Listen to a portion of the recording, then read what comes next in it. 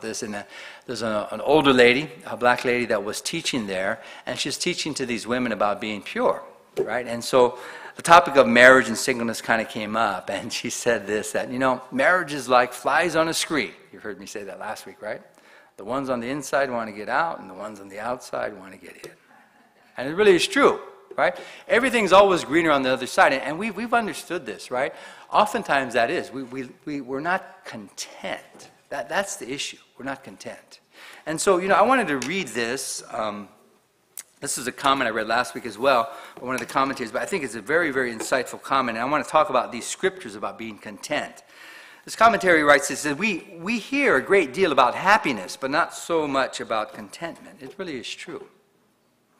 The word contentment is probably not popular today because it suggests enjoying life as is. Wow. You see, we're always kind of looking for the better thing. You know, we have a little bit more, we want more.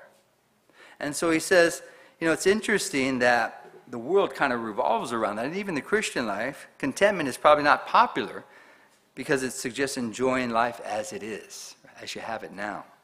Whereas most people are focused on change, improving, or buying that new product that will, so they think, make life better.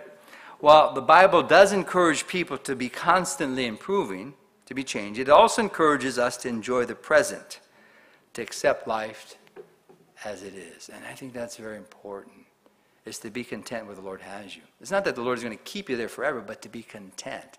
And you know, the problem is that we start to strive. We're not content. We start to strive, and we make some big mistakes. And especially in our what? In our singleness, we make some big mistakes. Why? Because you want something so much, right? You're not content with where the Lord has you. And so there's some scriptures that we went through last week. And I want to go through these scriptures again because I think this is very important. Philippians chapter 4, verses 11 through 13. Mark this in your notes. I'm going to read this to you. Okay? Philippians chapter 4, verses 11 through 13.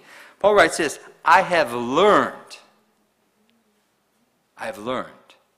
in whatever state I am to be content. Now, contentment is something you learn.